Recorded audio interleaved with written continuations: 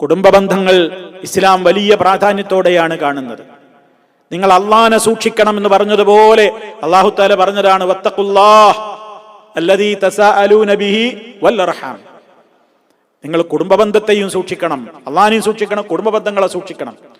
ബന്ധങ്ങൾ ചേർക്കാനായി ഇസ്ലാം പറഞ്ഞത്. മുഅ്മിനീങ്ങളുടെ ലക്ഷണം എന്താണ്? അവർ പരമാവധി ബന്ധങ്ങൾ വിളക്കി ചേർക്കും. മുനാഫിക്കും കാഫിറും ഫാസിക്കുകളും എന്ത് ചെയ്യും? ഉള്ള ബന്ധങ്ങളെ തമ്മിലടിപ്പിക്കും. അവരെ പറ്റി വിശുദ്ധ ഖുർആൻ അതാ പറഞ്ഞത്. തെമ്മാടികളുടെ സ്വഭാവം എന്തായിരിക്കുന്ന ഖുർആൻ പറയുന്നത്? അല്ലദീന യൻഖുദൂന അഹ്ദല്ലാഹ് വയഖ്തഊന മാ അമറല്ലാഹു ബിഹി അയ്യുസല വയുഫ്സിദൂന ഫിൽ അർദ്. അല്ലാഹുമായി എടുത്ത കരാറുകൾ പാലിക്കൂല. അല്ലാഹ് ചേർക്കാൻ പറഞ്ഞ ബന്ധങ്ങളെയൊക്കെ അവര് മുറിച്ചു കളയും, ഭൂമിയിൽ ഫസാദ് ഉണ്ടാക്കും. തെമ്മാടികൾ അങ്ങനെയാണ്. വിശ്വാസികൾ അങ്ങനെ ആയിരിക്കരുത്. കുടുംബ ബന്ധങ്ങളെ എപ്പോഴും സുദൃഢമായി നിലനിർത്തണം. അള്ളാഹുവിനോടുള്ള കടമ കഴിഞ്ഞാൽ സൃഷ്ടികളിൽ കുടുംബത്തിൽ നമുക്ക് ഏറ്റവും കടമ നമ്മുടെ ഉമ്മയോടും ഉപ്പയോടുമാണ്. രക്തബന്ധങ്ങളിൽ മാതാപിതാക്കൾ, അത് കഴിഞ്ഞാൽ നമ്മുടെ ജ്യേഷ്ഠാനുജന്മാരടങ്ങുന്ന അഖറബീങ്ങൾ, ഫുമൽ അഖറബീൻ, അൽ അഖറബ് ഫൽ അഖറബ്, അടുത്ത ബന്ധുക്കൾ ഓരോന്നോരോന്ന് വരുന്നു. ബന്ധങ്ങളെയൊക്കെ ഇസ്ലാമിലെ ബന്ധങ്ങൾ രക്തബന്ധങ്ങളിലൂടെ ബന്ധങ്ങൾ ഉണ്ടാകും, വിവാഹബന്ധത്തിലൂടെ ഉണ്ടാകുന്ന ബന്ധങ്ങളുണ്ട്, മുലകുടി ബന്ധത്തിലൂടെയുള്ള ബന്ധങ്ങളുണ്ട്. 3 നിലക്കും ബന്ധങ്ങൾ സ്ഥിരപ്പെടും. രക്തബന്ധം, വിവാഹബന്ധം, അതുപോലെ തന്നെ മുലയൂട്ടിയ ബന്ധം. ഏതായിരുന്നാലും ഈ ബന്ധങ്ങളൊക്കെ നമ്മൾ വളരെയേറെ സൂക്ഷിക്കേണ്ടതുണ്ട്, മുറിച്ചു കളയാൻ പാടില്ല. നമ്മൾ മനസ്സിലാക്കിയിരിക്കേണ്ടത് കുടുംബബന്ധം പാലിക്കുക എന്നുള്ളത് നമ്മളൊക്കെ മനസ്സിലാക്കിയത് ഇങ്ങോട്ട് ബന്ധമുണ്ടെങ്കിൽ അങ്ങോട്ടും ബന്ധം ചേർക്കുക എന്നുള്ളതാണ്. വാസ്തവത്തിൽ അത് മറിച്ചും അത് ഒരിക്കലും അംഗീകൃതമായ കുടുംബ ബന്ധമല്ല. നമ്മൾ പലപ്പോഴും അങ്ങനെയാണ്, ഇങ്ങോട്ടുണ്ടെങ്കിൽ എനിക്ക് അങ്ങോട്ടും ഉണ്ട് എന്നാ പറയാ.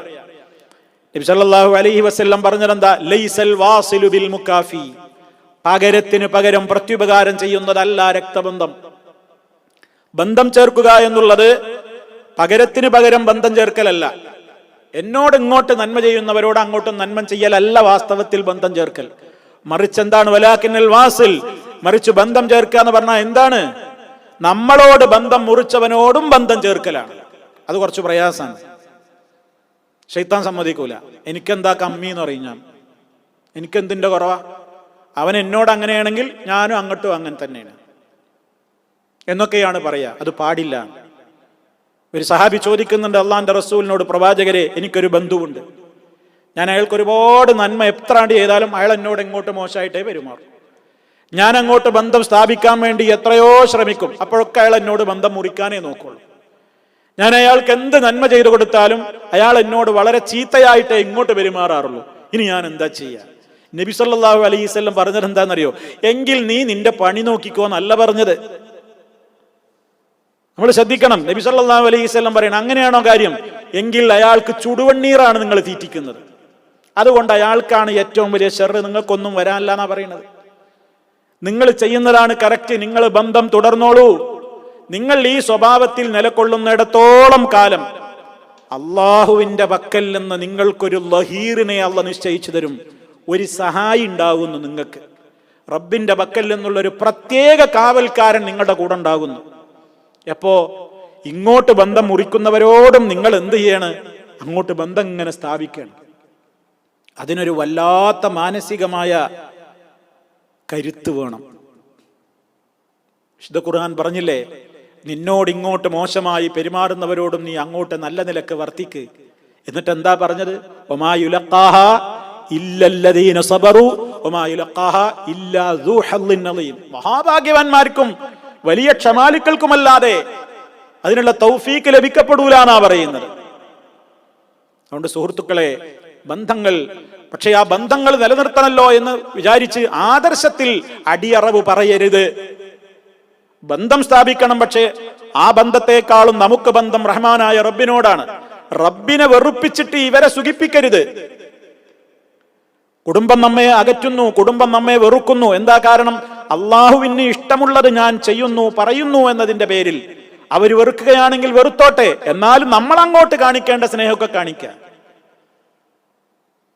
അവരിങ്ങോട്ടൊന്നും കാണിക്കുന്നില്ലേ? വേണ്ട, നമ്മൾ വീണ്ടും ബന്ധം തുടരുന്നു. അതാണ് നമ്മൾ ചെയ്യേണ്ടത്. ആർക്കും വേണ്ടി ആദർശത്തെ അടിയറവെക്കരുത്. കാരണം ലാ താഅത ലി മഖ്ലൂഖിൻ, ഒരു സൃഷ്ടിക്കും നമ്മൾ അനുസരിച്ചു പോകരുത് ഫീ മഅസിയത്തിൽ ഖാലിഖ്, സൃഷ്ടാവായ അള്ളാഹുവിനെ ധിക്കരിച്ചുകൊണ്ട് വേറൊരാൾക്ക് നമ്മൾ എന്ത് ചെയ്യരുത്, അനുസരിക്കാൻ പാടില്ല.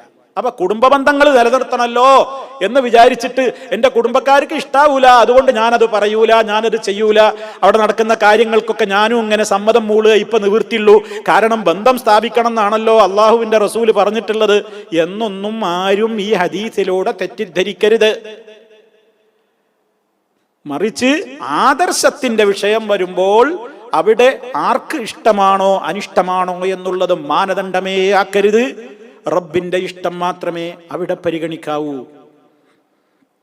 അത് ബാപ്പയാണെങ്കിലും ഉമ്മയാണെങ്കിലും. വിശുദ്ധ ഖുർആൻ പറഞ്ഞതെന്താ?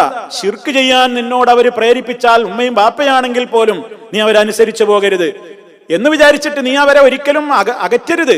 വസാഹിബുഹുമാ ഫിദ്ദുന്യാ മഅറൂഫ, ഈ ലോക ജീവിതത്തിൽ ഭൗതികമായിട്ട് നീ അവരോട് കാണിക്കേണ്ട സഹായങ്ങളും സഹകരണങ്ങളും ഒക്കെ നീ കാണിക്കണം, അത് വീണ്ടും തുടരണം. ആദർശത്തിൽ അവരുമായിട്ട് എന്ത് ചെയ്യണ്ട, യോജിക്കാൻ പോകണ്ട. എപ്പോൾ റബ്ബിനെതിരാണ് അവർ പറയുന്നതെങ്കിൽ.